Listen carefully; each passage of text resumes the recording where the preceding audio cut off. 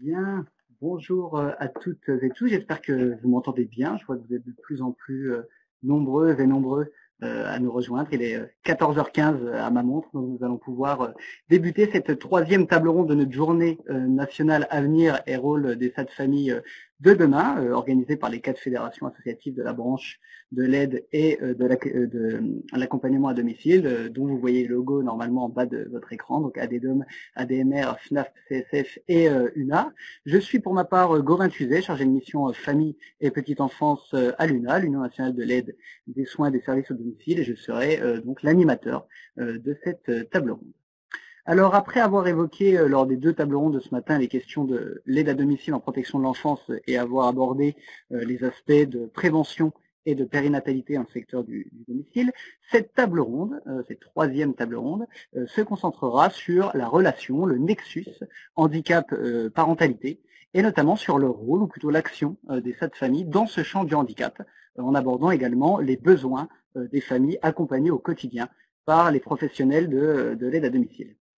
Parce que finalement, ce qui est remarqué par les 4 fédérations, par les structures adhérentes des 4 fédérations de la branche, et ce d'autant plus ces dernières années, c'est que les sages-familles sont de plus en plus souvent amenées à accompagner des familles dont au moins l'un des membres est en situation de handicap, que ce soit un ou des parents, ou bien les enfants. Et les besoins spécifiques justement de ces familles n'étaient pas clairement identifiés et les réponses demeurent ou demeuraient, on pourra en parler, insatisfaisantes. Et c'est en raison de ce nombre de situations grandissantes que les 4 fédérations ont décidé de mener en 2019 une étude sur le rôle des sages-familles auprès des enfants et des parents en situation de handicap. Cette étude a été réalisée par l'association Andéo et le cabinet d'études Hémicité. Nous aurons la chance de pouvoir écouter Cyril Desjeux, directeur scientifique à Andéo, et Franck Guichet, sociologue et fondateur du cabinet Hémicité, qui nous présenteront les constats, les résultats et les recommandations de cette étude tout à l'heure.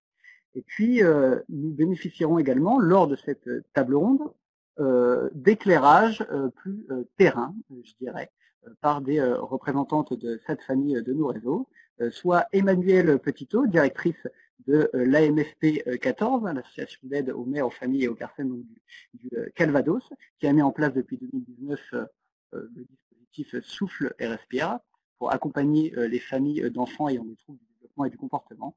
Et puis, dans un deuxième temps, Virginie Paris, cadre technique spécialisé enfance-parentalité à l'ADMR 35, qui accompagne depuis déjà plusieurs années des familles dont l'un des membres est en situation de handicap et dont le conseil départemental, donc l'Ille-et-Vilaine, a expérimenté déjà depuis 2006 la PCH parentalité, aujourd'hui étendue à l'ensemble du territoire national, donc elle pourra revenir un petit peu sur ces questions. Et puis enfin, parce que nous avons donc cette étude, le rôle des sages-familles auprès des enfants et des parents en situation de handicap, qui nous permet de repérer les besoins spécifiques des familles et d'identifier la plus-value de cette famille. Mais une étude, si elle ne sert pas à mener une réflexion, finalement, elle reste de côté. Mais les choses bougent, et puis l'année 2021 va être une année d'avancée pour ce qui est de l'action de cette famille dans le champ du handicap. Nous aurons donc l'intervention de Michel Eperduché, conseillère en politique familiale et sociale à la CNAF, qui abordera avec nous la nouvelle offre de répit proposée par la CNAF pour les parents d'enfants en situation de handicap. Cette nouvelle offre qui est comprise dans la nouvelle circulaire d'aide à domicile de la CNAF qui remplacera prochainement celle de 2016. Alors simplement avant de laisser la parole aux intervenants, je rappelle pour tous les participants que sur la droite de votre écran, vous avez un petit onglet vos questions, où vous pouvez donc poser toutes vos questions pendant les différentes interventions. Et puis nous aurons un temps, dans 1 heure, à la fin de toutes les interventions, pour échanger justement, et puis nous pourrons poser vos questions aux intervenants, essayer de créer un petit peu de débat sur cette thématique handicap et parentalité, donc n'hésitez vraiment pas. Un dernier mot, enfin, sur Corum, qui en tant que partenaire privilégié de la branche de l'aide et de l'accompagnement à domicile, nous permet aujourd'hui de réaliser cette journée en webinaire, voilà, malgré le contexte sanitaire. Corum, qui est le premier opérateur de protection sociale complémentaire de l'ESS et qui protège plus de 700 000 personnes et 24 000 associations et structures de l'ESS, voilà, en proposant une offre globale de garantie et de services en matière de prévoyance, de santé, d'épargne et de qualité de vie au travail. Sans plus tarder donc, je vous propose de passer la parole à Cyril Desjeux et Franck Guichet, qui vont nous présenter donc les traits saillants de cette étude dont le rapport final a été publié en février 2020, donc le rôle des 7 familles auprès des enfants et des parents en situation de handicap. Et je précise, simplement avant de vous laisser la parole, que le rapport final de cette étude et puis la synthèse de cette étude seront disponibles en téléchargement dans cette même salle au moment des questions-réponses. Cyril, Franck, c'est à vous. Merci beaucoup de nous donner l'occasion de présenter les travaux de cette recherche qui a été réalisée donc en partenariat avec les fédérations de l'aide à domicile. Avant de vous présenter plus en détail les résultats de ce travail que vous pourrez retrouver sur le site internet d'Andéo, mais également des différentes fédérations de l'aide à domicile, je vous propose juste de représenter très rapidement ce qu'est Andéo et notamment la relation très particulière qu'on entretient avec l'UNADMR, UNA, la FNAP-CSF et ADEDOM. Andéo, ce qui est important à retenir, c'est que c'est tout un ensemble d'associations qui composent Andéo. Aujourd'hui, il y a 22 membres. Parmi ces 22 membres, nous avons des associations qui représentent les usagers et qui ont donc une voix décisionnaire au sein d'Andéo. Parmi ces associations, nous avons par exemple l'UNAFTC qui préside actuellement Andéo, mais également des associations comme Autisme France, Trisomie 21 France, APF France Handicap, l'UNAFAM, et je ne vous les cite pas toutes, qui représentent Andéo. L'autre particularité, c'est qu'aujourd'hui sont membres également d'Andéo, ADEDOM, l'UNADMR et l'UNA, qui vient renforcer un partenariat historique qu'on a mis en place dès la création d'Andéo, notamment pour articuler les réflexions et les actions à mettre en place autour des actions entre services d'aide et d'accompagnement à domicile et handicap. Ce collectif, il se réunit à travers Andéo pour permettre aux personnes en situation de handicap, aux personnes âgées en perte d'autonomie et aux proches aidants de mieux vivre chez elles et dans la cité. Cette mission s'inscrit pleinement dans la loi du 11 février 2005 pour l'égalité des droits et des chances, la participation et la citoyenneté des personnes handicapées, mais elle s'inscrit également pleinement dans la Convention internationale relative aux droits des personnes handicapées, qui a été ratifiée par la France en 2010. Ces deux textes servent de cadre et de feuille de route à Andéo et se définissent concrètement chez Andéo autour de 2 axes. Un premier axe autour de la production de connaissances à travers la réalisation de recherche-action et un deuxième axe autour de la production de démarches qualité à travers la réalisation de labels et de certifications CAP Andéo. Qu'on soit côté démarche qualité ou côté production de connaissances, on déploie toujours le même type de méthodologie qui sont des méthodologies de type participative et c'était notamment le cas de cette recherche sur les 7 familles qui accompagnent des familles dont au moins l'un des membres est en situation de handicap.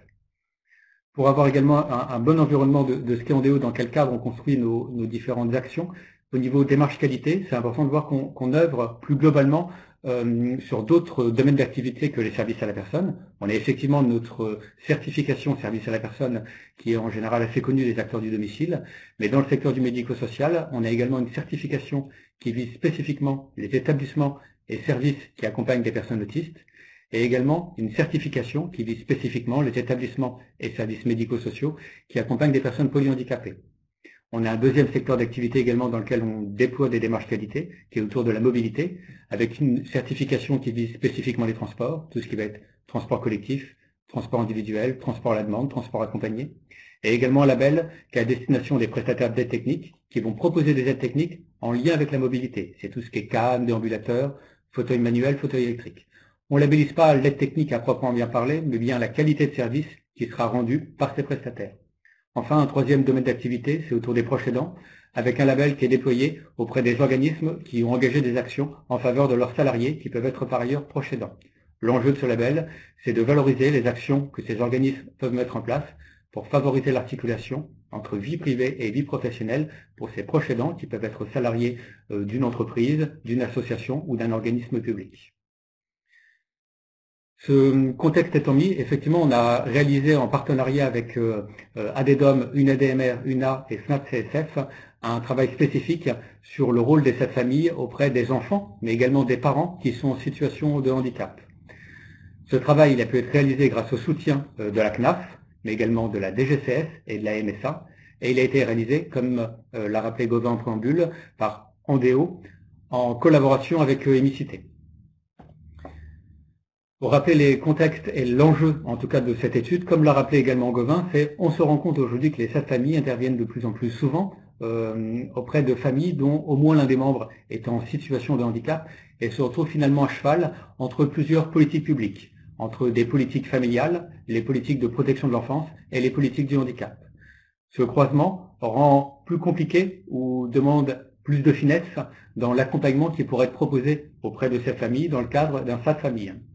Cette évolution, elle participe du développement d'une expertise spécifique pour accompagner ces familles, dont, comme on le disait, dont l'un des membres peut être un parent en situation de handicap ou un enfant en situation de handicap, et demande également de prendre en compte la question des proches aidants dans l'accompagnement de ces familles, dont les jeunes aidants, qui sont aujourd'hui une population relativement invisibilisée et avec encore des difficultés à être prises en compte.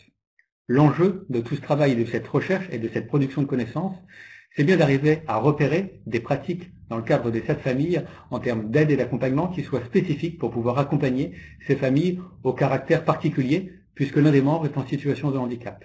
Au moins l'un des membres, puisque plusieurs personnes pourraient être en situation de handicap dans les familles que nous avons pu rencontrer.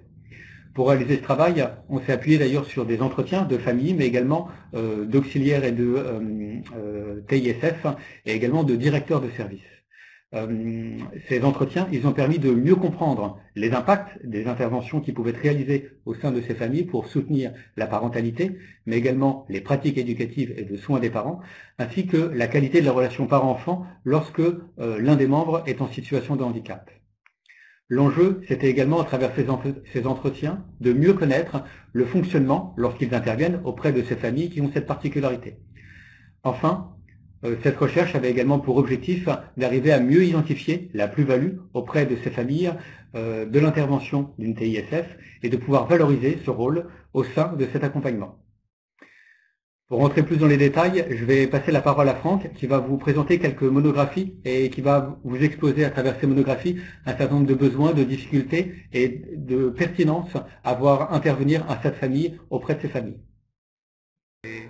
En attendant que Franck revienne, je vais présenter ce qui était... On s'était réparti différents slides et je vais commencer par les partenariats, si ça vous convient.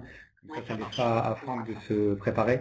Donc avant de vous présenter plus en détail les monographies qu'on a réalisées à travers des entretiens qui permettent vraiment d'avoir des remontées de terrain directes et toute la finesse d'accompagnement de ces TISF auprès de ces familles, on a également à travers ces entretiens pu identifier un certain nombre de partenaires et tout l'enjeu de pouvoir travailler avec d'autres services plus spécialisés sur la parentalité. Alors Franck, il faudrait que tu coupes ton micro. Le temps que je finisse la slide et après je te repasse la parole.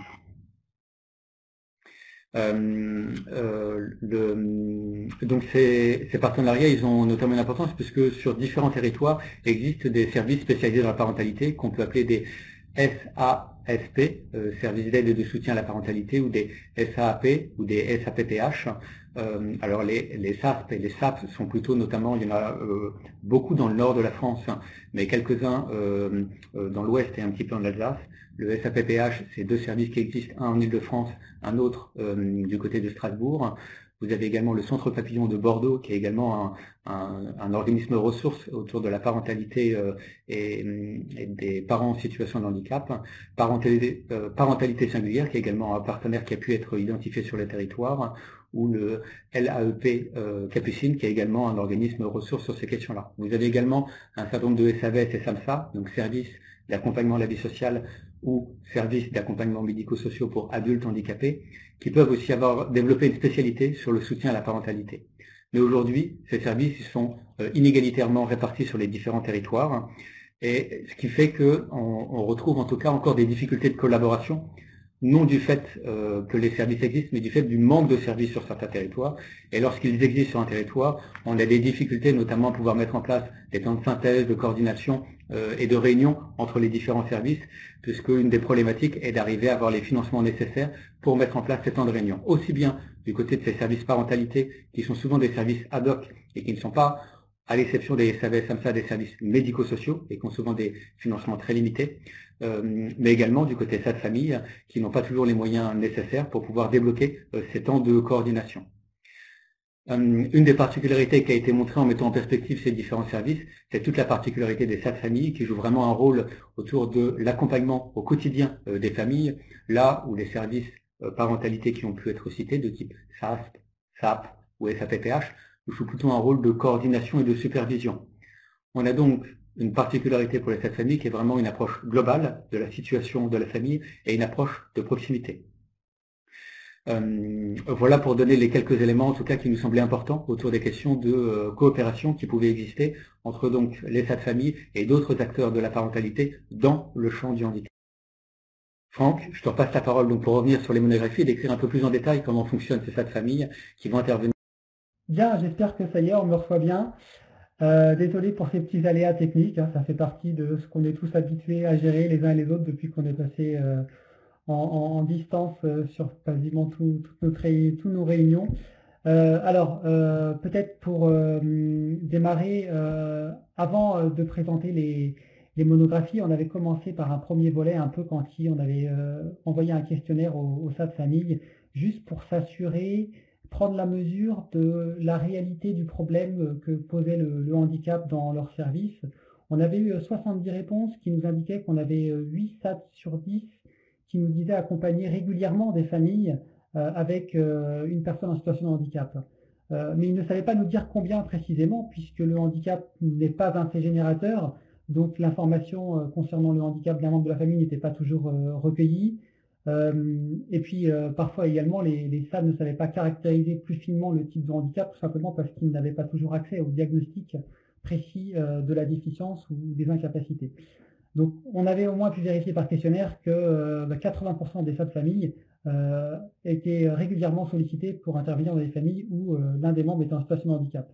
Donc, à partir de là, on a démarré une approche beaucoup plus qualitative par des enquêtes de terrain qui ont visé notamment à construire des monographies.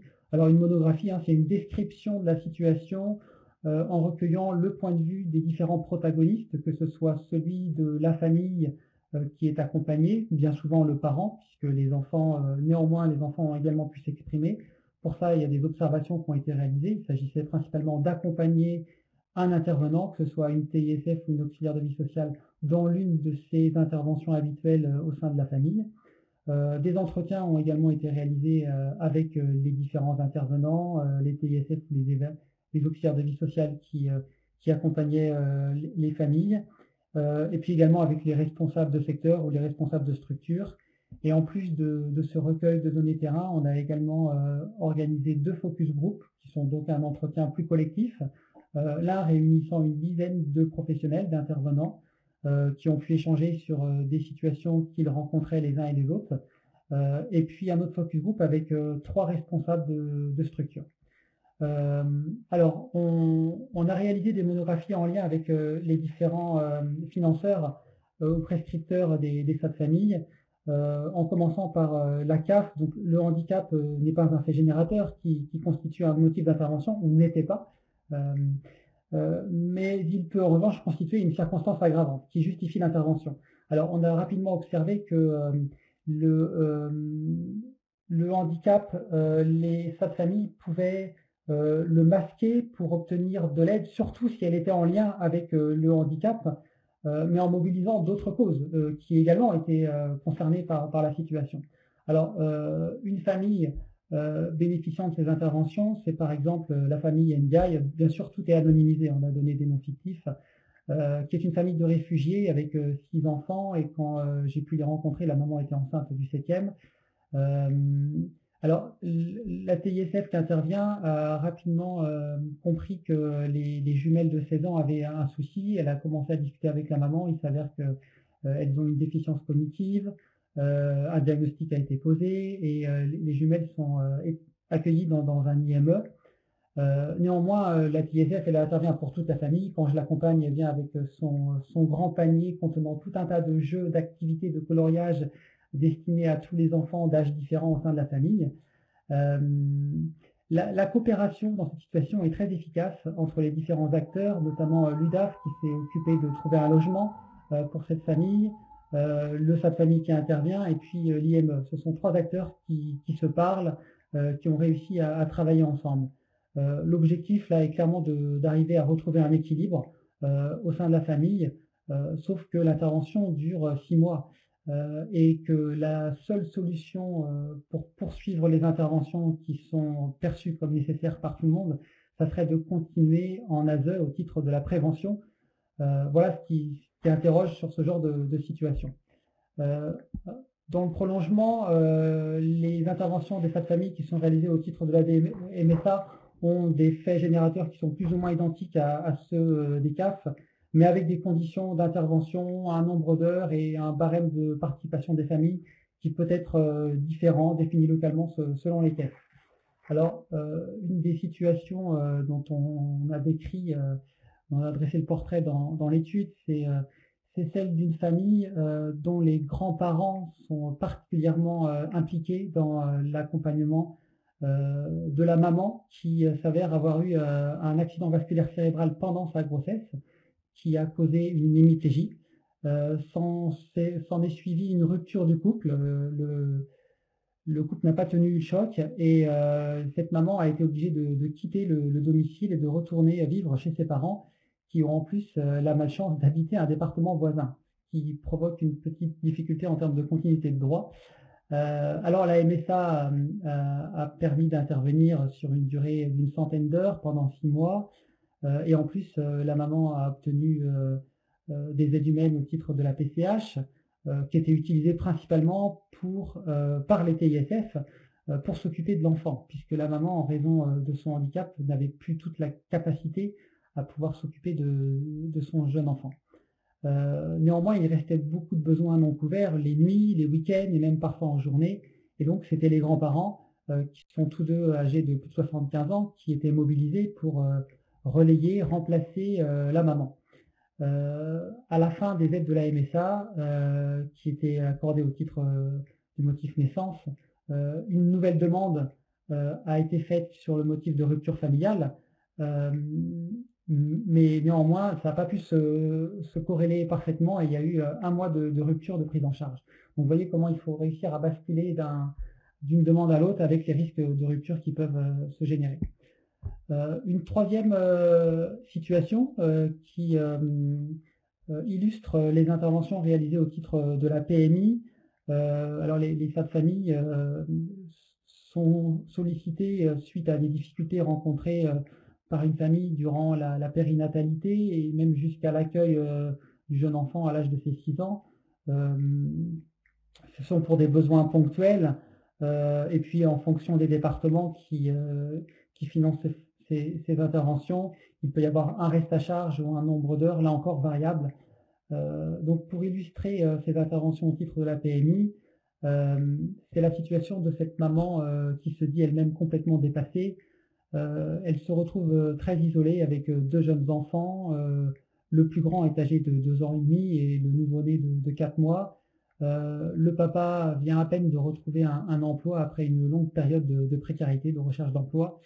En fait, ce qui s'est passé, c'est que après la naissance du 2e enfant, la maman a eu un rendez-vous avec l'une des puéricultrices de la PMI qui a tout de suite détecté les difficultés de cette maman qui se disait dépassée, très fatiguée par la situation, qui n'arrivait plus à tout gérer. Et donc, c'est la PMI qui a proposé l'intervention du SAD-Famille. L'intervention de la TISF a visé à aider la maman pour entretenir le logement, le linge notamment, s'occuper des enfants également pour permettre à la maman de se reposer, en les accompagnant au parc, à la ludothèque, en faisant des sorties avec eux. Et la TISF a instauré une relation de confiance avec cette jeune maman, ce qui lui a permis de parler avec elle de l'aîné des 2 enfants, celui qui est âgé de 2 ans et demi, et qui semble avoir un comportement un peu étrange, d'une part parce qu'il ne parle pas du tout, d'autre part parce qu'il s'active tout le temps, il ne reste pas en place. Quand elle lui lit une histoire, il n'arrive pas à fixer son attention plus que quelques secondes. Quand elle l'emmène dans la rue, il court partout, c'est très compliqué de réussir à le surveiller, à le garder.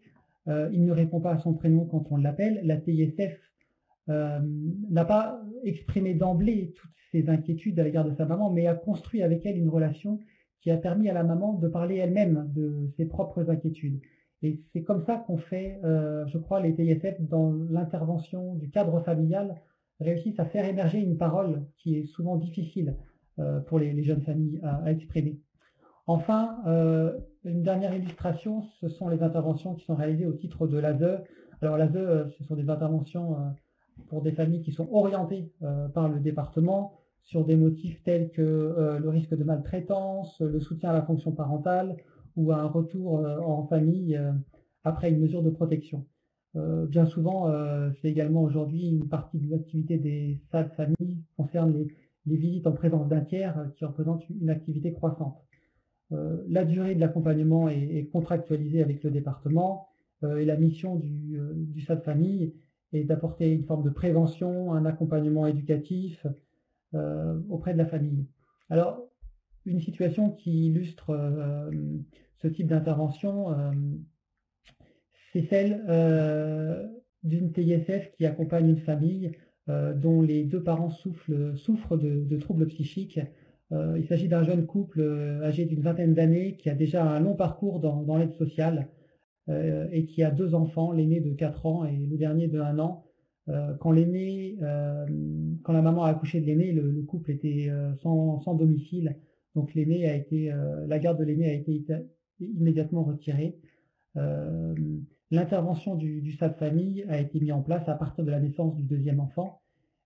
Et le rôle de la TISF, là encore, qui parle avec le papa, qui parle avec la maman, qui est en contact avec le très jeune enfant, c'est de les encourager, de les soutenir dans l'apprentissage de leur fonction parentale, dans le maintien des liens sociaux qu'ils ont avec les habitants du quartier, de les accompagner dans les rendez-vous médicaux, souvent de les transporter d'ailleurs avec sa voiture, de les soutenir moralement, de les encourager pour reprendre une activité professionnelle.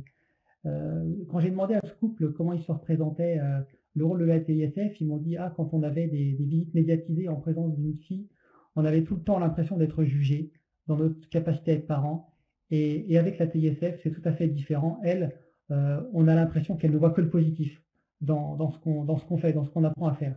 Donc voilà, je trouve que ça résume bien la manière dont le rôle des TISF peut venir en appui à ses parents dans ce genre de situation. Et puis alors, peut-être pour finir pour une note positive, comme l'intervention a très bien fonctionné, le couple là s'apprêtait au moment de l'observation à récupérer la garde de leur enfant aîné parce que sur le temps qu'ils avaient été accompagnés avec leur jeune enfant par la TISF, ils avaient montré que la fonction parentale, ils commençaient à l'avoir bien acquise et les services de protection d'enfance leur refaisaient confiance pour la garde de leur aîné. Donc, comme quoi, il y a des histoires positives et belles qui sont suivies par ces SAD familles. Voilà, en gros, la teneur du rapport. Alors, le but de ces monographies, c'est vraiment de donner à voir la réalité du travail d'accompagnement qui est pas simple à rendre visible puisque ça passe par des attitudes, de l'attention, des paroles. Néanmoins, si j'ai réussi à susciter votre curiosité et à vous donner envie de lire ce rapport, je pense que vous trouverez dans ces monographies, j'espère du moins, un écho aux pratiques ou au sens que vous pouvez donner au métier et aux missions que vous menez. Peut-être Cyril, tu veux terminer par une série de préconisations qui sont issues du rapport? Je savais que tu allais me la refourguer la dernière slide alors que tu peux la faire. Mais effectivement, il y a un certain nombre d'éléments qui ressortent du rapport et qui sont importants, et donc on va essayer de conclure rapidement parce qu'on a légèrement dépassé déjà le temps qui nous était imparti. Il y a 4 recommandations phares, en tout cas, dont une première autour d'arriver à pouvoir organiser des réponses plurielles face à la spécificité des besoins et à la multiplicité, à la diversité des besoins auxquels sont confrontés les TISF dans leur quotidien, avec notamment des leviers, une meilleure interconnaissance entre les SAD familles et les acteurs du handicap, d'où l'importance des partenariats que j'ai pu citer tout à l'heure, qui étaient des services plutôt spécialisés donc dans le handicap, avec certains qui sont même spécialisés dans la déficience intellectuelle. C'est le cas des SASP ou des SAAP, qu'on retrouve plutôt dans le Nord, mais qu'on peut avoir dans d'autres territoires, ou qui sont plus généralistes, comme le SAPPH, qui ont vocation à pouvoir soutenir toutes les problématiques de parentalité pour des personnes en situation de handicap. L'autre point important, c'est la coordination également des politiques publiques, comme il a été rappelé en préambule, et comme on le voit très bien à travers les monographies présentées par Franck. On voit l'importance de pouvoir interconnecter les différentes politiques publiques au niveau national pour permettre un accompagnement de ces familles, un accompagnement dans le droit commun, et donc quelque chose qui serait spécifique et qui serait hors sol. Cet accompagnement de droit commun, il est extrêmement important parce qu'il s'inscrit pleinement dans la Convention relative aux droits des personnes handicapées, qui fait que toute personne a le droit de pouvoir accéder à la famille et à la parentalité, et ne pas mettre les personnes en situation de handicap dans un monde à part qui serait parallèle d'une autre. Troisième recommandation très importante, c'est de pouvoir adapter la formation et l'organisation des services des familles, notamment au regard de ces nouveaux besoins qui émergent dans ces familles atypiques, auxquelles historiquement les familles n'étaient pas forcément confrontées, notamment quand l'un des enfants est autiste ou l'un des parents, mais également avec déficience intellectuelle ou troubles psychiatriques de type schizophrénie, ou comme dans les exemples qui ont été également présentés, avec une lésion cérébrale acquise. Enfin, le dernier point qui a été présenté notamment sur les questions de coordination, c'est d'arriver à pouvoir les favoriser et de favoriser les dynamiques de coopération qu'il peut y avoir entre les acteurs du territoire, en permettant de donner les moyens, à la fois en termes de moyens financiers, humains, mais également temporels, pour favoriser ces dynamiques. Franck et Cyril pour la présentation de ce rapport. Alors effectivement, voilà, c'est les joies du webinaire. On a parfois quelques petits soucis techniques, ce qui nous fait accuser un léger retard. Mais ce que je trouve, j'allais dire, plus que pertinent dans cette table ronde qui nous occupe aujourd'hui, c'est que cette étude, elle nous montre bien que les SAD familles sur le terrain se confrontent déjà finalement à l'accompagnement des familles touchées par le handicap, et que peu importe leur cadre d'intervention, essayent déjà, voilà, de mettre en place un accompagnement le plus efficace possible. Et c'est pour cette raison qu'il était important pour nous d'avoir des éclairages de représentants de SAD familles qui ont déjà mis en place des initiatives sur le terrain. Je pense donc notamment dans un premier temps à Emmanuelle Petitot, donc directrice de l'AMFP 14 dans le Calvados. Franck, vous évoquiez tout à l'heure les interventions des SAD familles dans le cadre de l'ASE, et puis notamment des visites en présence d'un tiers. Et je crois, Emmanuelle Petitot, que le dispositif Souffle et Respire, que vous avez mis en place depuis 2019, était parti initialement de constats, voilà, qui s'inscrivaient dans les visites en présence d'un tiers. C'est comme ça qu'est née la nécessité de proposer une offre pour les familles d'enfants ayant des troubles du développement et du comportement. Est-ce que vous pouvez nous parler un petit peu de ce dispositif, comment il est né, quel partenariat vous avez mis en place pour le faire vivre? Oui, je peux. Bonjour à tous. Eh bien, écoutez, oui, ce dispositif, je vais vous en parler. Il s'appelle Souffle et Respire. C'est un dispositif qui s'adresse aux familles, aussi bien aux familles naturelles qu'aux familles d'accueil, qui ont la lourde et délicate tâche d'accompagner des enfants qui souffrent de troubles du développement et du comportement. Et donc l'association a mis en place ce dispositif à la toute fin du dernier trimestre de 2018, et aujourd'hui on a 15 mois de recul sur la mise en place du dispositif. Alors, pour moi, il est important que je vous précise quelques éléments qui font la genèse du dispositif, en reprécisant des choses du contexte. C'est-à-dire que notre association aujourd'hui a une activité qui est réalisée à 70% de ses heures d'intervention dans le cadre des visites médiatisées, ce qui représente une très large majorité de nos heures d'intervention. Et donc cette réalité, elle nous a amené à compiler, à constater dans un très grand nombre de situations qu'il y a une part importante de ces enfants qui sont accompagnés lors des visites médiatisées qui présentent non seulement des troubles de l'attachement, mais aussi des troubles du développement et du comportement. Parallèlement à ça, comme on rencontre très régulièrement les assistants familiaux, les familles d'accueil, avant, à la fin du droit de visite et puis lors des différentes réunions de synthèse, on a pu aussi constater qu'il y avait un épuisement de ces assistants familiaux et qui chuchotent à demi-mot de façon un peu consternée qu'ils risquent à tout moment de mettre une fin au placement de ces enfants, tellement la situation au quotidien elle peut être épuisante. Et puis, parallèlement à ça, on faisait aussi des constats de parents dans le cadre des interventions de la CAF, mais aussi dans le cadre des interventions de prévention, que les parents, parfois, se trouvaient démunis face à ces enfants qui présentaient des troubles majeurs et qui eux-mêmes parfois en tant que parents étaient envahis par leurs propres troubles et on avait du coup des fortes craintes, des dégradations de la relation parent-enfant.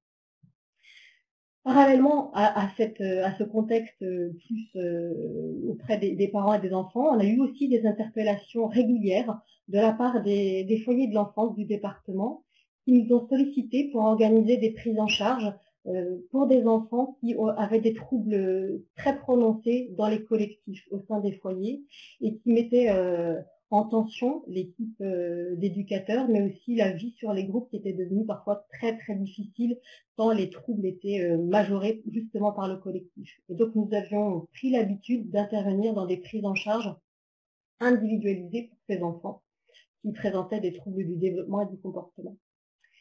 En tout cas, ce qui était sûr, c'est que pour l'ensemble de ces situations, nous faisions le constat que ces enfants demandaient une grande vigilance accrue de tous les instants, que ce soit en droit de visite ou en prévention. Donc, ça impliquait aussi une grande disponibilité du parent, de l'assistant familial, de l'équipe, qui avait un fort risque d'épuisement et voire un risque de burn-out parental. Et puis, pour les familles chez qui on intervenait, mais aussi pour les assistants familiaux, il y avait une forme de renoncement sur les activités extérieures, sur une vie sociale, sur des activités professionnelles ou de loisirs, et qui entraînait un repli social. Et donc, fort de ces constats, nous avons cheminé en équipe à plusieurs, ça a nécessité plusieurs étapes, mais on s'est dit qu'il fallait qu'on travaille une nouvelle offre de service, que notre offre de service, elle n'était pas complète si on ne pouvait pas aller jusqu'au bout de ces constats. Et donc, on a posé le diagnostic que ces parents et ces assistants familiaux, ils avaient besoin d'un relais, qu'ils avaient aussi besoin d'un temps de respiration. Et on a donc posé l'hypothèse que ce temps de respiration, c'était un espace nécessaire pour préserver l'équilibre familial, sachant qu'il y avait de fortes craintes de nouveau de rupture et de fin de classement pour un certain nombre d'enfants qui étaient confiés auprès des assistants familiaux. Et donc, c'est de l'ensemble de ces constats que Souffler Respire a émergé. Voilà. Alors, Souffler Respire, ce sont des objectifs qui sont simples et qui visent par des actions concrètes à soutenir et accompagner la relation parent-enfant ou adulte-enfant, chez les assistants familiaux en l'occurrence, en tout cas soutenir la fonction parentale. C'est repérer et prévenir le burn-out parental, et c'est aussi apaiser les relations intrafamiliales et ainsi prévenir les ruptures familiales. Si vous entendez bien, on a pu parfois entendre, notamment ce matin dans les tables rondes précédentes, on retrouve là ce qui fait l'essence même des objectifs de la dernière coche de la CAF. Voilà. Alors concrètement, comment ça se passe? Ce dispositif, il est financé dans le cadre des appels à projets des REAP. Les REAP, ce sont les réseaux d'appui, les réseaux d'écoute et d'appui et d'accompagnement des parents, et le REAP du Calvados a entendu et favorablement accueilli cette proposition, ce qui a permis à un instant T de réunir autour de la table les acteurs du département, puisque le financeur est le conseil départemental, mais c'est aussi la CAF et la MSA. Et donc aujourd'hui, le dispositif, il est accessible à toutes les familles qui ont un enfant qui présente des troubles du développement et du comportement. Et ce qui était important pour nous, c'est qu'il n'y ait pas nécessairement de notification de la MDPH, parce que le temps d'attente, il peut être parfois long, et c'est dans ces moments-là qu'il fallait pour nous être présents et proposer ce temps de répit. La deuxième condition, c'est qu'il fallait que pour nous, ce soit un dispositif qui soit gratuit. Donc le financement du REAP nous permet de proposer cette gratuité des interventions auprès des familles. Et donc, on intervient sur l'ensemble du département en proposant une 50aine d'heures de temps de répit. Donc, il y a une déclinaison du dispositif Souffler Respire selon 3 axes. Un premier axe de répit, du répit parental. L'assistant familial ou bien le parent met les voiles ou bien nous laisse intervenir avec le TISF au domicile. Et en tout cas, c'est un temps qui lui appartient, où on peut imaginer la reprise de souffle. Il y a un deuxième axe qui s'appelle qui est plutôt consacré à des temps d'atelier où là, le temps d'atelier, c'est un prétexte pour se retrouver entre familles, nouer des relations sociales, faire émerger des formes de solidarité. Et le dernier atelier qui a été fait avec une pâtissière a permis de libérer la parole quand les mains étaient occupées. Voilà, tout simplement. Et puis, il y a un troisième axe qui s'appelle temps à vivre en famille. Et là, ce qui est poursuivi comme objectif, c'est bien de permettre aux parents, mais aussi à la fratrie, de vivre des choses ensemble. Souvent, lorsqu'un enfant est porteur de troubles, un des parents se sacrifie pour prendre en charge cet enfant et plus personne ne fait les choses en famille. Les enfants de la fratrie sont séparés, le couple parental est séparé. Et donc là, l'idée, c'est bien de mettre en soutien, en renfort, de façon pratique, organisationnelle et prévenante, un TISF qui va venir consolider l'organisation et le bon déroulement du moment d'activité. Voilà, il s'agit d'aller au marché, organiser une balade, un repas de famille, des choses en tout cas que la famille avait pris l'habitude de ne plus organiser ou de vivre à deux vitesses. Voilà, et souvent on se retrouvait avec des situations où les familles avaient pris l'habitude de renoncer. Voilà, l'ensemble de ces trois axes aujourd'hui est sollicité. Bien sûr, le répit parental, c'est le premier élan pour les familles, mais les autres axes sont des axes qui sont aussi très importants pour les familles quand elles ont compris qu'elles pouvaient s'autoriser à souffler, justement. Alors, en termes de moyens, il nous a fallu mobiliser des ressources humaines, puisque dans les équipes, la prise en charge de ces enfants, elle n'est pas tout à fait maîtrisée, elle était un peu méconnue. On avait pris l'habitude d'accompagner ces enfants-là dans le cadre des médiatisés, dans le cadre de la prévention, mais de là à se dire qu'on venait vraiment les accompagner, ça a nécessité une mise en œuvre d'une formation collective. Et donc, on a créé un temps de formation en partenariat avec la Maison des adolescents du Calvados, et puis les apports, les éclairages de pédopsychiatres. Parallèlement à ça, on a aussi, avec un peu d'avance, on avait déjà travaillé sur la professionnalisation des équipes à la prise en charge des enfants qui ont des troubles du spectre autistique. Et puis, du coup, on a aussi étendu nos partenariats avec les IME, les ITEP, et puis on a décloisonné avec les différents services de soins en santé mentale. Voilà. Ça nous a appris aussi une autre façon de travailler. Et puis, enfin, je dirais que les familles, aujourd'hui, avec 15 mois de recul, on voit qu'elles ont pris l'habitude de solliciter ce dispositif. Il y a toujours un temps nécessaire pour que la famille, elle s'autorise entre sa demande initiale et puis le fait de bloquer une date, de vraiment prendre rendez-vous. Mais ce temps, il est aussi largement compréhensible par le fait que jusqu'ici, elles avaient pris l'habitude de faire sans. Donc, on accompagne aussi les familles sur cette mise en œuvre. Et concernant les premiers retours d'évaluation qu'on a pu faire, les familles par rapport à ça sont plutôt unanimes. Elles indiquent que la qualité des liens créés avec le service et plus spécifiquement l'intervenant, le TISF, permettent l'émergence d'une relation de confiance. Elles décrivent des liens plus apaisés.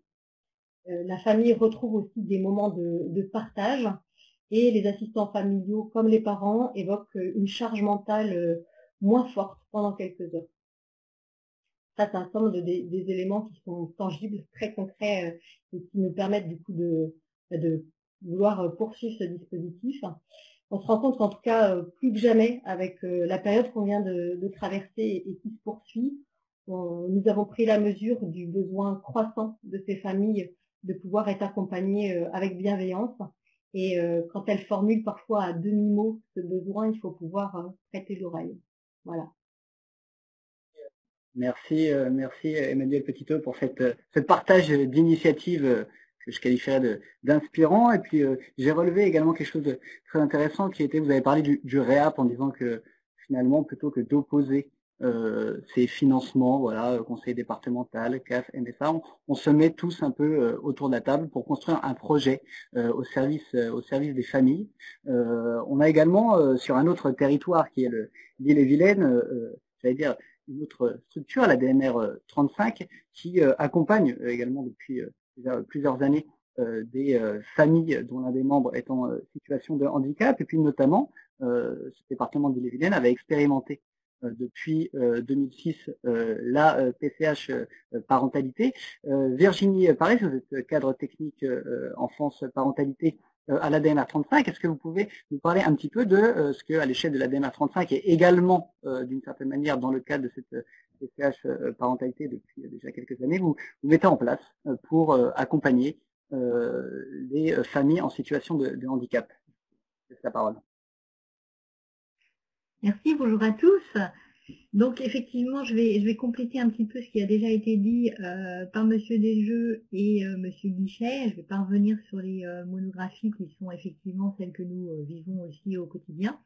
Mais je vais revenir, si vous me le permettez, sur effectivement cette expérimentation, cette expérience finalement qui a débuté en Ille-et-Vilaine. Donc c'est vrai que le département d'Ille-et-Vilaine, et on peut s'en féliciter, est toujours un peu précurseur ou aime expérimenter finalement de nouvelles politiques ou de nouvelles expériences. Donc c'est assez intéressant. Et en 2007, effectivement, le département d'Ille-et-Vilaine a proposé une aide extra-légale en proposant justement un forfait aussi, 5 heures par jour pour les parents de 0 à 3 ans et 3 heures par jour pour les enfants de 3 ans à 5 ans, avec une possibilité jusqu'aux 7 ans de l'enfant. Malheureusement pour nous, j'ai envie de dire, ce tarif horaire de la prestation était valorisé à 26,85, donc bien en deçà, pour pouvoir nous permettre de faire intervenir des TISF dans les familles. Donc effectivement, l'intervention, c'est plutôt mise en œuvre par des aides à domicile ou des aides à domicile, des auxiliaires de vie aux familles, tout simplement. Or, vous connaissez très bien les aléas, et mieux que moi peut-être, les aléas des associations locales liées aux difficultés de recruter des personnes formées, identifiées pour cet accompagnement spécifique. Donc c'est pour ça, de janvier 2019 à juin 2020, nous avons effectué 1371 heures en PCH parentalité, soit 5 familles accompagnées jusqu'en décembre 2019, puis 2 de janvier 2020 à aujourd'hui. Donc effectivement, c'est faible. C'est un faible nombre de bénéficiaires et ça interroge sur nos capacités collectives finalement à communiquer, informer, conseiller et orienter les familles. Aujourd'hui, on peut se poser la question de qui doit coordonner et accompagner finalement les parents, qui doit coordonner leur parcours, qui doit les aider dans ces réflexions. Et effectivement, on se retrouve confronté avec une multitude d'acteurs aussi, ça impressionne les familles, c'est un peu déstabilisant. Et elles doivent le plus souvent chercher par elles-mêmes ce qui peut leur convenir de mieux. Donc c'est quelque part, entre guillemets, un parcours du combattant. Donc il y a une réelle nécessité de renforcer l'information et la prévention dès la naissance, et nous comptons sur le soutien effectivement de la MDPH, du département forcément, des acteurs médico-sociaux, de la santé, pour nous venir en aide à ce niveau forcément. À l'échelle départementale, la fédération ADMR serait plutôt très intéressée justement de participer à la mise en place de groupes de travail pour construire une stratégie de communication commune. Effectivement, parce qu'avant l'effectivité finalement des prises en charge, les SAD n'ont pas à eux seuls cette capacité à orienter, accompagner au plus près des besoins. Il y a une multitude d'acteurs, comme je le disais, et puis de nombreuses demandes d'ailleurs ne se mettent jamais en place, peut-être à cause de cela aussi. Et bien souvent parce que l'acceptation liée aux difficultés du handicap est associée à des contraintes liées à la parentalité. La conscientisation de la part des familles prend effectivement aussi beaucoup de temps à accepter parfois. Donc on se félicite effectivement de ces nouvelles orientations pour 2021, autant au niveau de la CNAF qu'au niveau effectivement de ces prestations. Et puis c'est vrai que, comment dirais-je, donc les parents en situation de handicap vont pouvoir bénéficier à l'échelle nationale d'un droit et une aide pour la prise en charge des besoins relatifs aux actes quotidiens liés à la parentalité. Et donc ça, c'est très intéressant. Le forfait est donc élevé, plus élevé. Il vise à faire intervenir les TISF, et ça c'est intéressant, mais il n'est pas encore suffisant. Enfin, en tout cas, pour les Ille-et-Vilaine. Après, on pourra peut-être en échanger sur différents, peut-être sur des organisations qui ont été et qui se sont déjà pensées à l'échelle de d'autres départements. Ce serait intéressant se concerter à ce niveau-là. Donc, ce nouveau forfait, il reste quand même moins avantageux puisqu'il représente 30 heures par mois lorsque l'enfant a moins de 3 ans. Donc, 900 € d'attribués à la famille par mois. 15 heures par mois lorsque l'enfant a entre 3 et 7 ans. 450 € par mois pour la famille. Et puis, bien évidemment, avec une majoration de 50% qui sera appliquée si la famille est en situation de monoparentalité. Donc, effectivement, cette nouvelle aide technique, elle peut être, alors cette nouvelle aide, elle a 2 volets, elle peut être technique, et puis elle a un volet effectivement prestation, comme celle qu'on pouvait finalement appliquer et qu'on appliquera dorénavant demain. Donc je voulais revenir, si vous me le permettez, sur les interventions auprès des familles touchées par le handicap.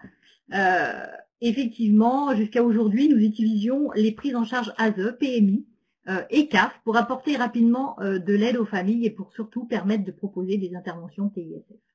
L'événement choisi n'est pas ciblé handicap. Comme le disait M. Guichet, effectivement, nous utilisions un autre motif pour pouvoir intervenir chez la famille. Tout simplement parce que la PCH parentalité Ille-et-Vilaine ne pouvait pas financer la présence d'une TISF. Donc, et pourtant, le professionnel adapté était bien la TISF. Notre fonctionnement permettait donc d'accompagner à la fois les parents en situation de handicap, mais aussi les enfants en situation de handicap sur une période malheureusement qui était limitée. Donc la PCH parentalité valorise à 30 € de l'heure aujourd'hui, valoriser à 30 € de l'heure aujourd'hui nous permettra effectivement de proposer un accompagnement adapté et peut-être l'intervention d'une TISF. Pourrons-nous moduler, effectivement, c'est la question qu'on peut se poser, le volume horaire pour pouvoir faire intervenir vraiment les TISF.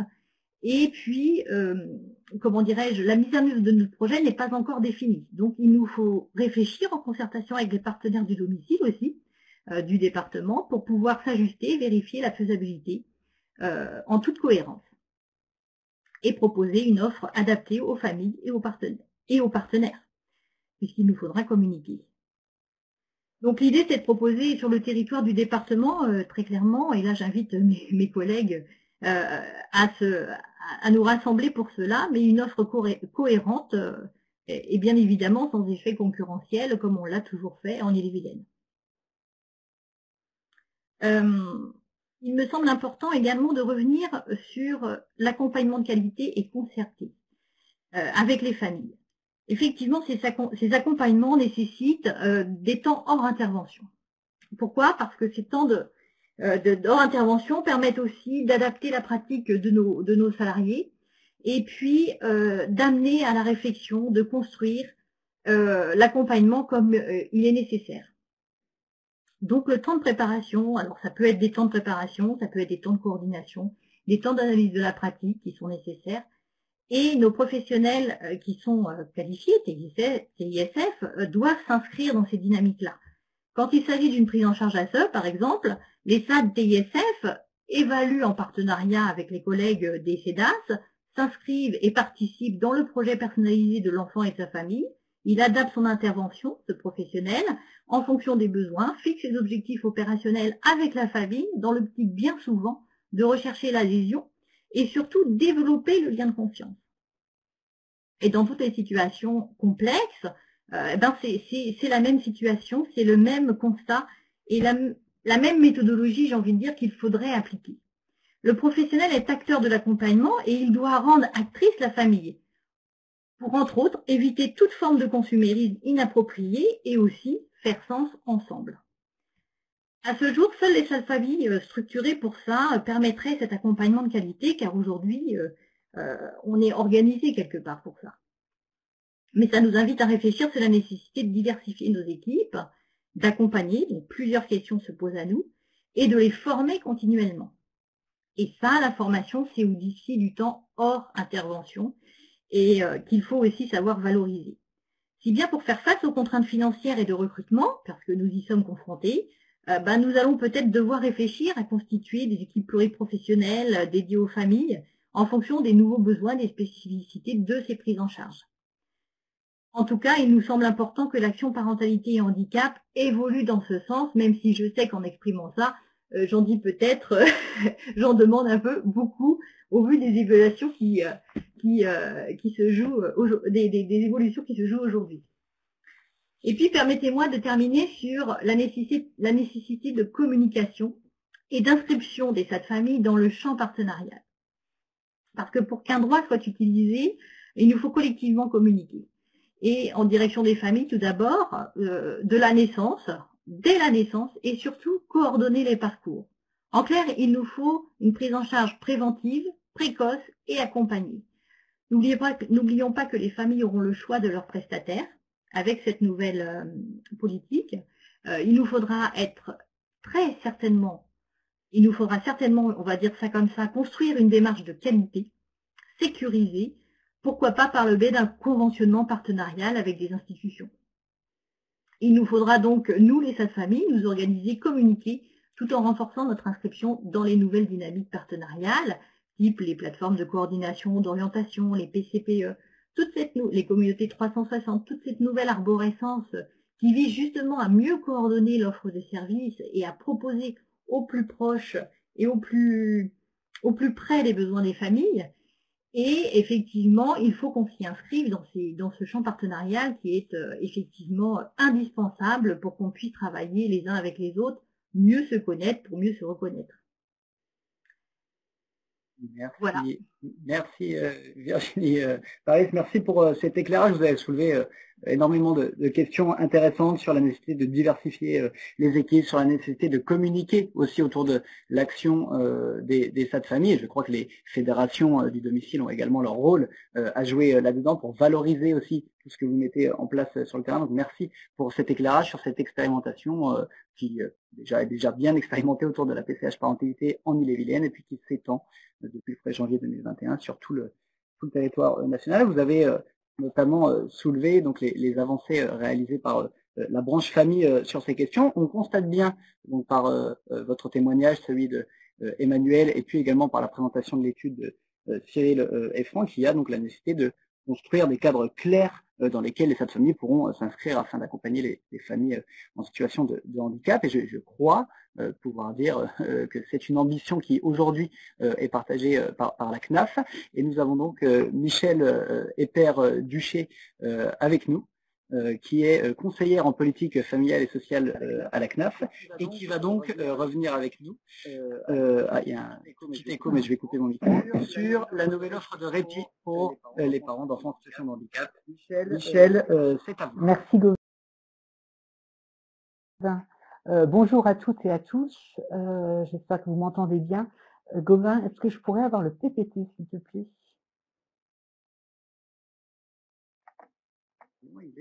Il est actuellement visible de mon côté. D'accord, c'est bon. Voilà, donc je pense que cette intervention fait bien suite aux interventions précédentes, entre autres sur l'étude présentée par Franck Guichet et Cyril Desjeux, et aussi aux interventions des collègues des services d'aide à domicile. Et j'espère bien que cette offre va répondre à un certain nombre de questions. En préambule, je voulais vous dire que là, nous allons nous attacher à l'accompagnement à domicile des parents d'un enfant porteur de handicap, mais que l'aide à domicile financée par la branche famille s'adresse à tous les parents qui ont au moins un enfant de moins de 18 ans, quel que soit leur statut au niveau du handicap. C'est-à-dire qu'on peut être tout à fait sans handicap, mais avec un handicap, et pour autant bénéficier de l'aide de la branche famille pour tout ce qui est accompagnement à la fonction parentale.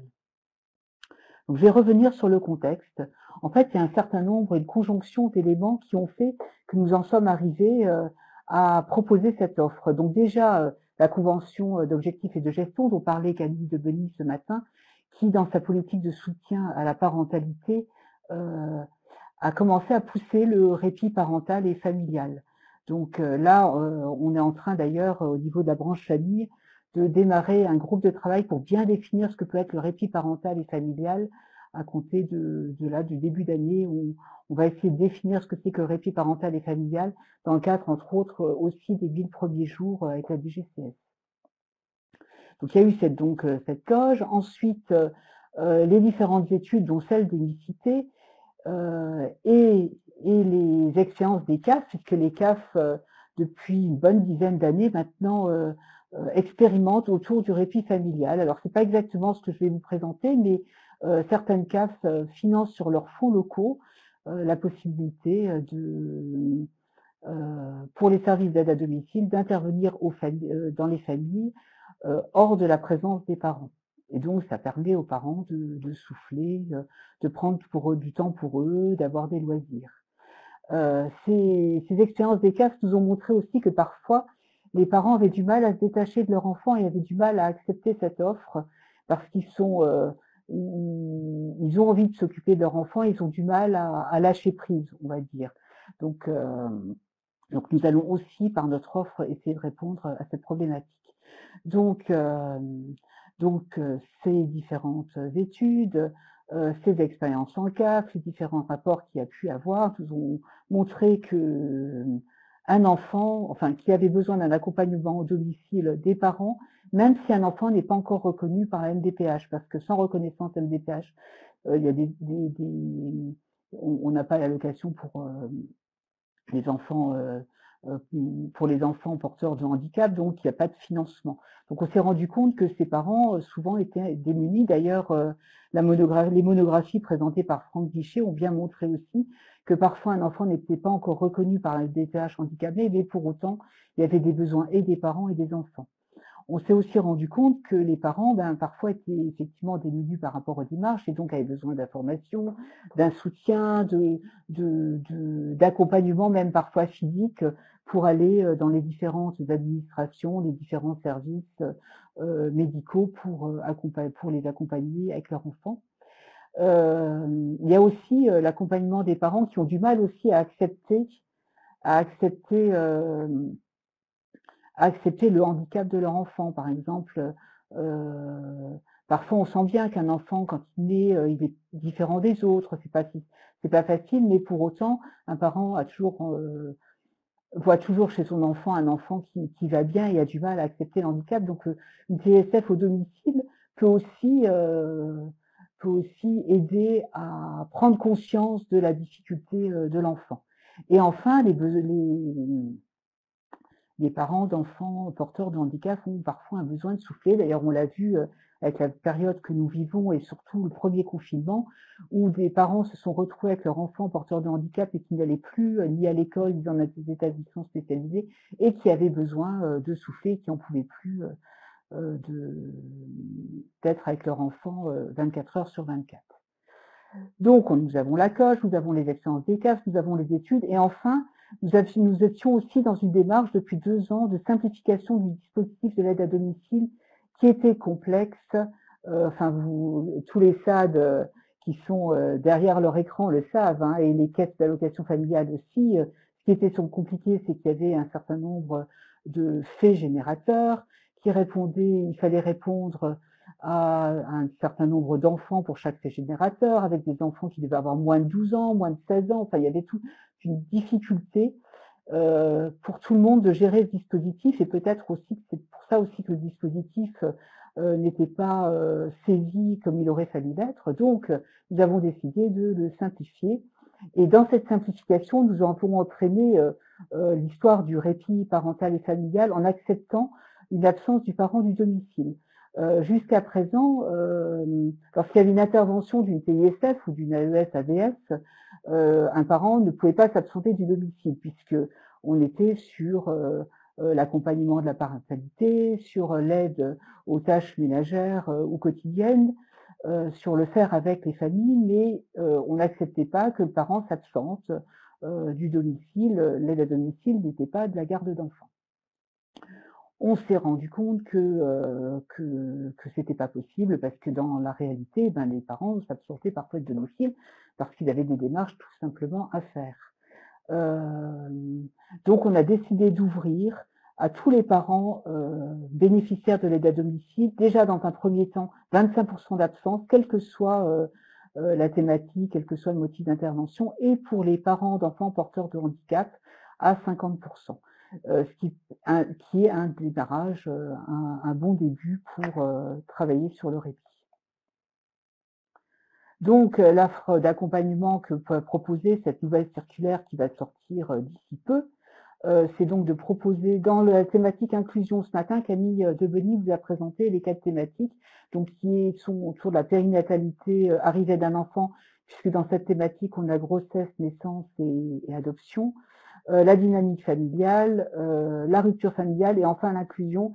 L'inclusion qui est une thématique qui regroupe à la fois l'insertion socio-professionnelle d'un monoparent, avec la possibilité d'absence de 50%, et l'inclusion des enfants porteurs de handicap, parce que ce qu'on voit dans les politiques aujourd'hui, et Adrien Taquet l'a encore rappelé ce matin, qu'il est très très important que les enfants porteurs de handicap trouvent leur place dans la société, et donc l'offre de la branche famille devrait permettre justement d'accompagner le parent pour que l'enfant trouve une place dans la société, puisse être inscrit en crèche, à l'école, et qu'il ait toutes les aides qui puissent lui convenir. Donc cette offre s'adresse donc à tous les parents d'un enfant porteur de handicap reconnu ou non par la MDPH, parce que comme le rappelait un des intervenants, une de nos intervenantes tout à l'heure, c'est que les démarches à la MDPH sont souvent très longues, ça peut durer 3 mois, 6 mois, jusqu'à 1 an. Et cette offre aussi s'adresse aux parents d'un enfant gravement malade qui serait bénéficiaire de l'allocation de présence parentale. Donc c'est une intervention d'aide à domicile d'une durée d'1 an.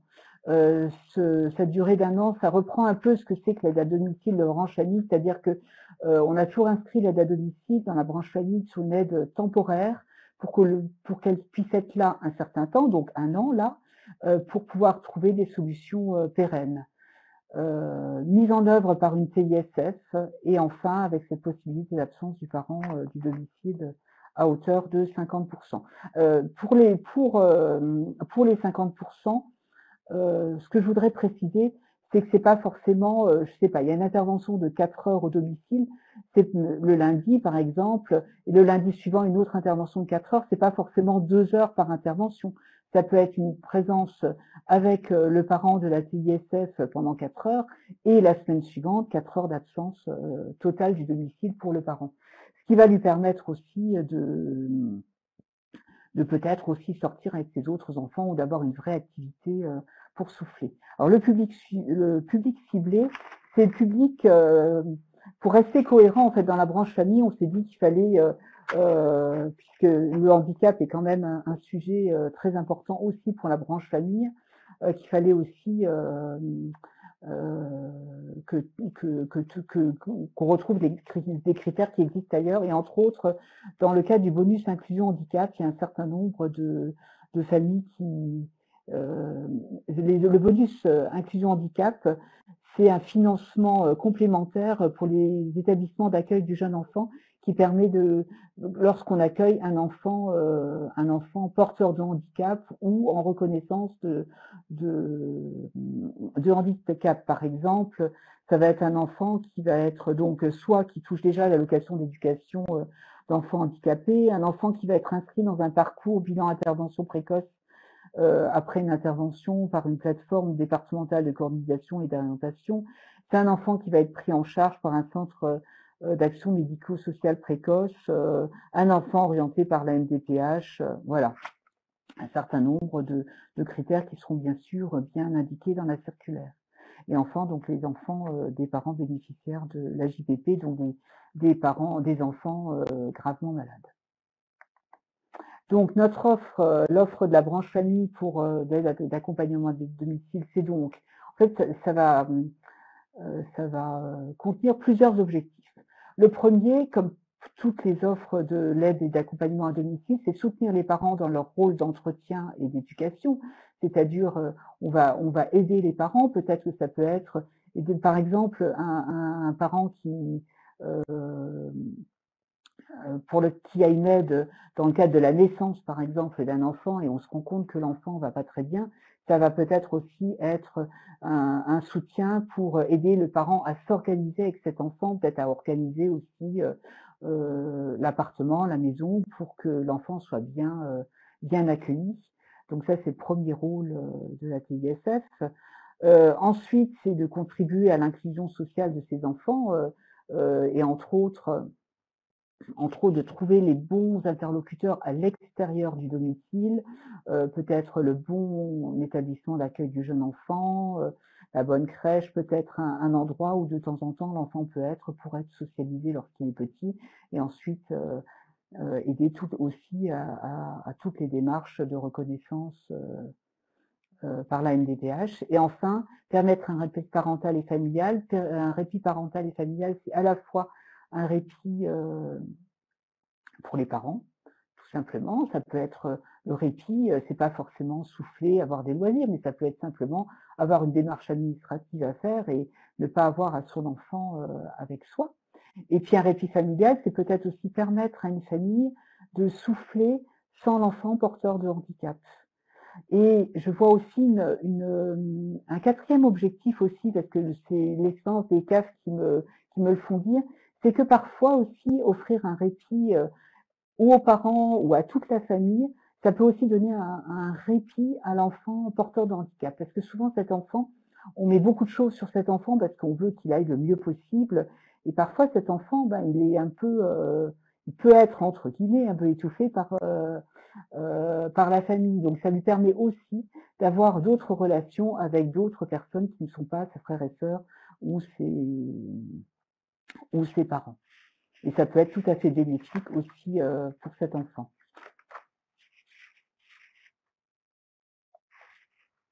Et enfin, alors l'exemple d'intervention rapidement, parce que je vois Gauvin, ça veut dire qu'il va falloir que je que je me dépêche. Donc c'est avoir comment? C'est avoir donc un temps de répit donc de 50% d'absence, donc pour réaliser des tâches administratives, passer du temps avec les autres enfants, souffler, voilà, et tout en étant accompagné par un professionnel dans son quotidien. Et là, la TISF, elle est tout à fait, c'est bon professionnel pour le faire, d'autant plus qu'il y a de moins en moins de professionnels du domicile qui vont au domicile des familles et que les familles sont parfois un peu esselées.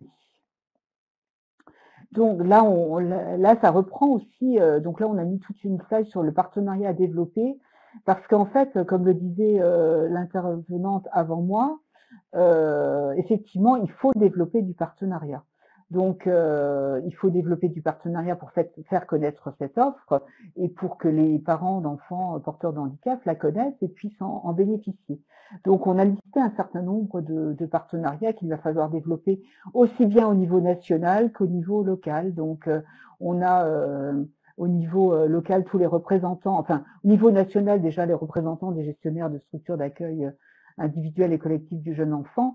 Ça peut être des fédérations, mais au niveau local, il va falloir faire connaître cette offre aux crèches, aux haltes garderies, enfin tous les établissements d'accueil du jeune enfant dans les villes et même en milieu rural d'ailleurs. L'éducation nationale aussi peut être concernée et serait certainement preneuse de cette offre pour soutenir les parents. Bien sûr, tout ce qui concerne l'assurance maladie, les agences régionales de santé, les services de PMI et les conseils départementaux, notamment pour la MDPH. Alors, nous allons certainement être, et on compte d'ailleurs sur les plateformes départementales de coordination et d'orientation qui vont se généraliser à compter de 2021 pour faire connaître cette offre et on espère pouvoir avoir des orientations par ces plateformes vers les services d'aide à domicile. Voilà, je crois que j'ai terminé. Merci Michel, merci Michel, merci de nous avoir présenté ce cadre. Je rebascule simplement en caméra. Normalement, vous devez bien m'entendre.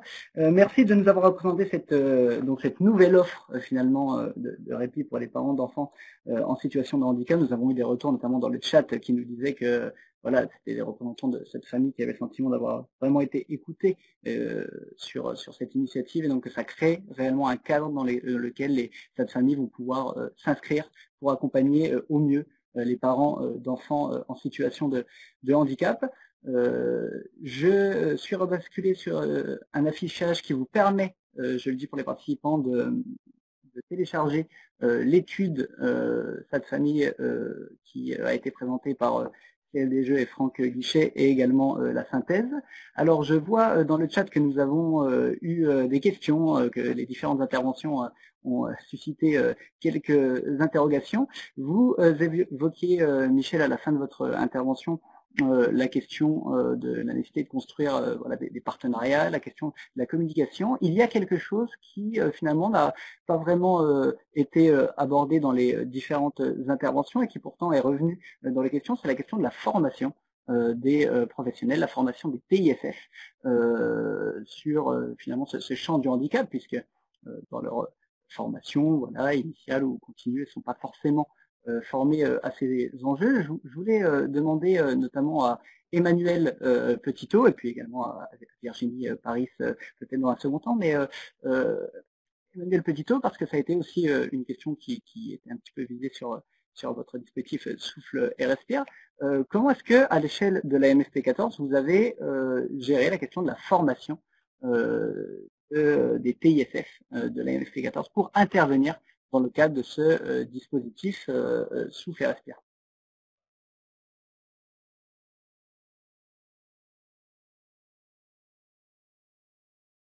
Il faut que vous activiez votre micro, je crois. Pardon. Oui, je disais, la première chose, c'était d'abord de laisser s'exprimer librement les craintes et les appréhensions de l'équipe et du coup d'évaluer les manques, voilà, les besoins spécifiques. Et donc, on a pu construire une formation parce que je me suis rapprochée tout simplement des établissements de santé mentale, des unités de pédopsychiatrie. Et du coup, j'ai profité de ces liens qu'on avait au départ plutôt occasionnels pour pouvoir élaborer le projet de formation qui collait le plus à nos besoins. Donc, c'est quelque chose qu'on a fait à la carte et qu'on a financé dans le cadre d'un plan de formation collectif. Voilà. On a utilisé un certain nombre de vignettes de situations qu'on connaissait et puis on a aussi du coup appréhendé les différents tableaux, mais aussi bien du côté de la maladie mentale de l'adulte que celle des enfants. Et puis on a été jusqu'à apprendre ce que c'était qu'une contention enveloppante, enfin voilà, des postures qui nous permettaient d'agir concrètement au quotidien dans les situations potentiellement qu'il pouvait y avoir de crise à gérer.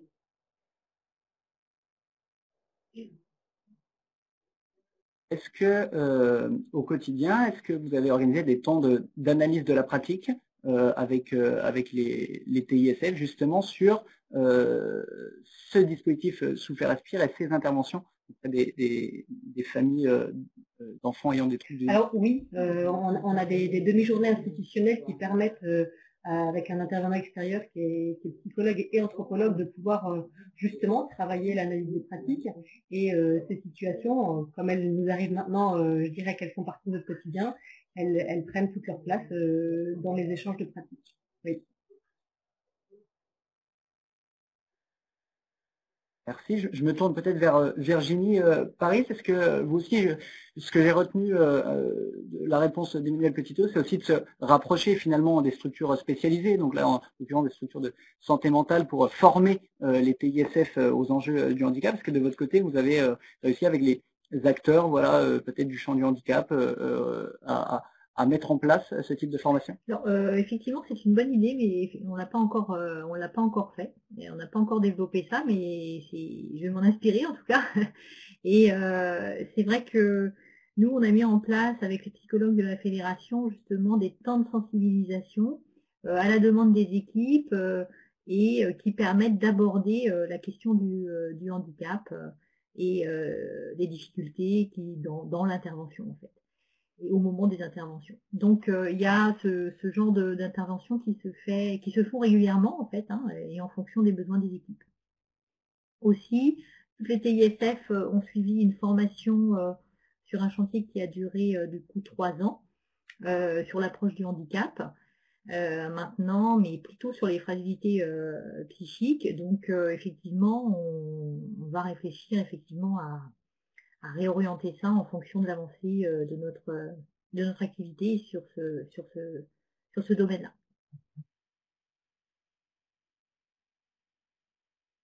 D'accord, je crois que c'est également l'un des enjeux aussi au niveau des fédérations des domiciles de créer vraiment peut-être des offres de formation qu'on pourrait décliner voilà, sur tout le territoire pour les structures qui en sont demandées des offres de formation sur justement ce champ du handicap, vraiment ciblé pour les pays SF. On a une vraie réflexion, en tout cas nous, à mener à notre niveau sur ces questions-là.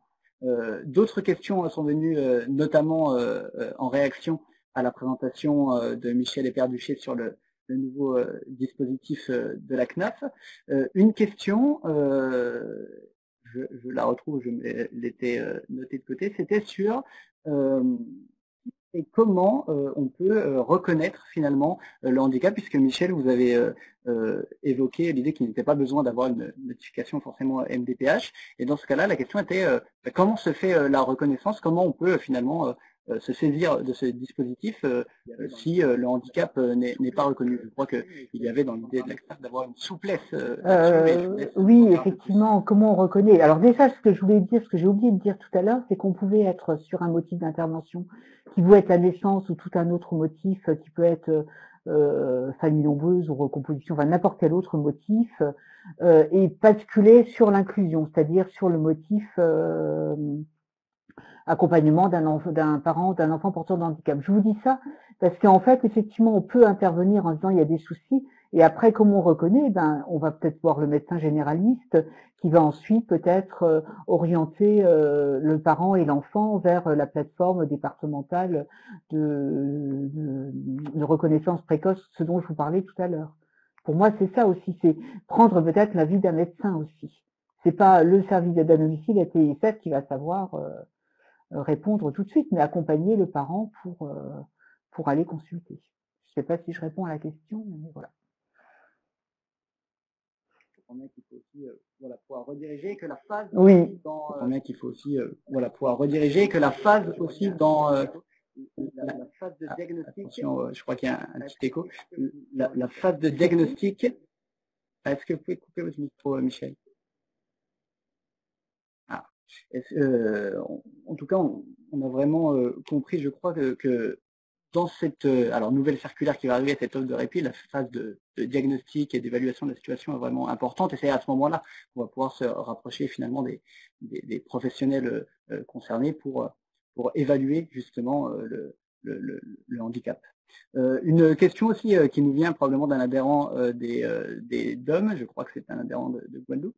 Donc on est bien d'accord que ce dispositif et cette nouvelle circulaire va s'appliquer également à nos amis d'outre-mer. D'ailleurs, ils ont droit à tous les... Parce que je fais une aparté, mais pour nos amis d'outre-mer, c'est que le financement national est ouvert complètement à eux. C'est-à-dire que jusqu'à présent, ils n'avaient qu'une prestation de service. Aujourd'hui, ils ont la possibilité d'aller sur les fonds nationaux. Donc, ils ont beaucoup plus d'argent, beaucoup plus de financement.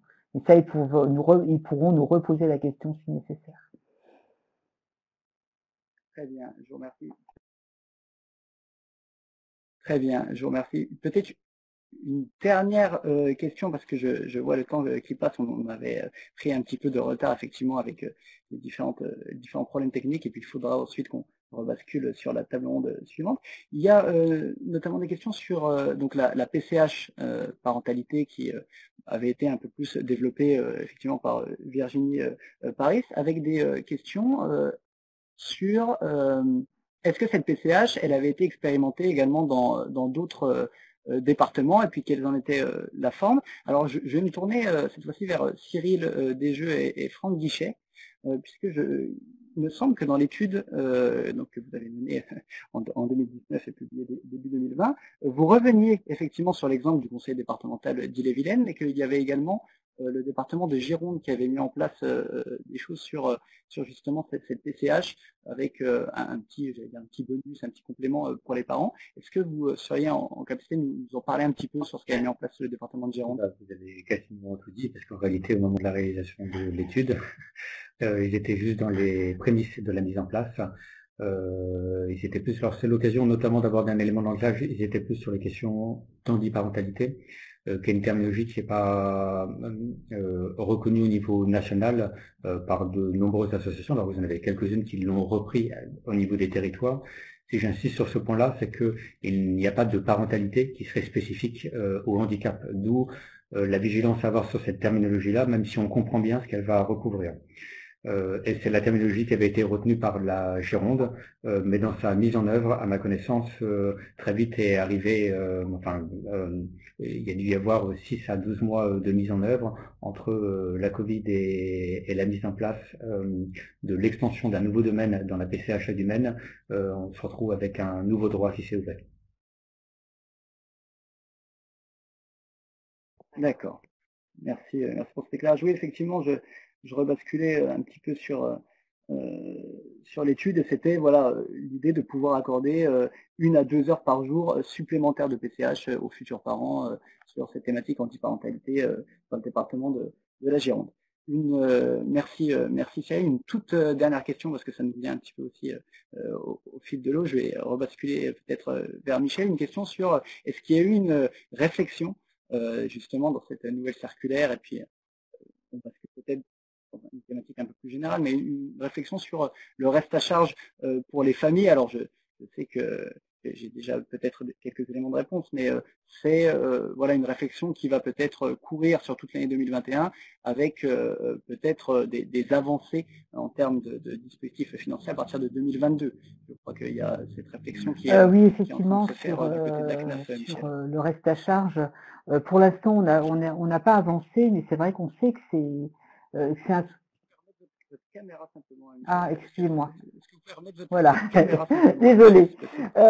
Oui, ce que je disais, c'est qu'effectivement, on va y réfléchir, mais que pour l'instant, on n'a pas encore, on n'a pas suffisamment d'éléments pour revoir cette problématique du reste à charge, et il nous faut des éléments pour le revoir. Donc, les services d'aide à domicile ont un nouvel outil qui s'appelle Adonis, et je les encourage fortement à remplir cet outil en cas de non-recours des familles, parce que c'est pour des raisons économiques, parce que c'est trop cher pour eux.